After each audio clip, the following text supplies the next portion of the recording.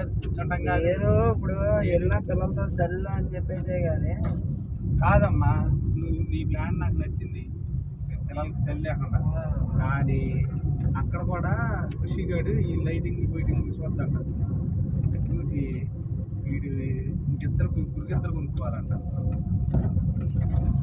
అక్కడ చూడు మిల్ దాటాక అది కూడా స్లోగా పోనీ ఈ ఎద్దులోకి వెళ్తాను. అక్కడ